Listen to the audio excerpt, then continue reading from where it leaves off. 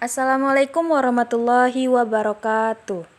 Perkenalkan, nama saya Lely Amelia Aryani, jurusan Pendidikan Agama Islam, Fakultas Tarbiyah dan Keguruan, Universitas Islam Negeri Sultan Syarif Kasim Riau dengan NIM 122101230087.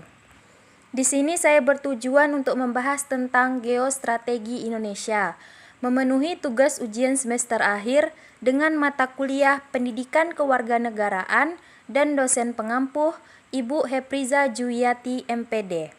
Baiklah, pertama-tama saya akan menjelaskan tentang pengertian geostrategi. Geostrategi adalah suatu strategi dalam memanfaatkan kondisi geografis negara, dalam menentukan kebijakan, tujuan, dan sarana untuk mewujudkan cita-cita, proklamasi, dan tujuan nasional. Selanjutnya ada latar belakang geostrategi. Dengan posisi geografis, potensi sumber kekayaan alam, serta besarnya jumlah dan kemampuan penduduk yang dimiliki, Indonesia menjadi ajang perebutan pengaruh negara-negara besar. Kondisi kehidupan nasional merupakan pencerminan ketahanan nasional, yaitu kondisi yang harus dimiliki dalam semua aspek kehidupan masyarakat, berbangsa, dan bernegara. Tujuan geostrategi diperlukan dalam menunjang keberhasilan tugas pokok pemerintah, sedangkan fungsinya sebagai daya tangkal dan ketahanan pada aspek politik, ekonomi, sosial budaya, dan pertahanan keamanan. Sifat geostrategi itu ada 7. Yang pertama, menunggal. Yang kedua, mawas ke dalam. Yang ketiga, kewibawaan. Yang keempat, berubah menurut waktu.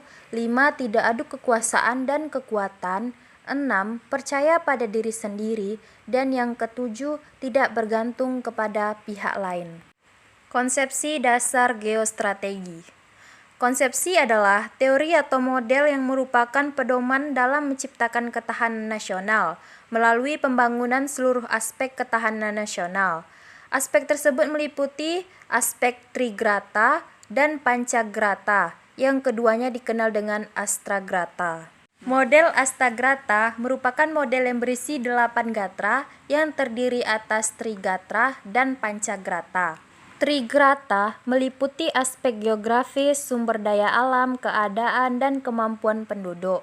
Sedangkan pancagrata meliputi ketahanan di bidang ideologi, ketahanan nasional di bidang politik, ketahanan nasional di bidang ekonomi, ketahanan nasional di bidang sosial budaya, dan ketahanan nasional di bidang hankam.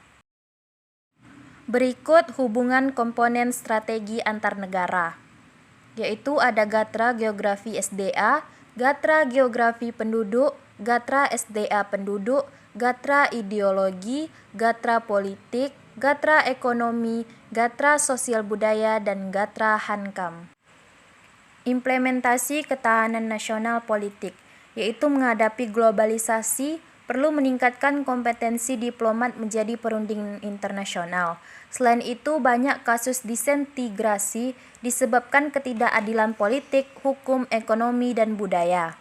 Implementasi ketahanan nasional ekonomi. Hal-hal yang harus dibebani yaitu menata kebijakan fiskal, industri dalam negeri, dan swasembada pangan.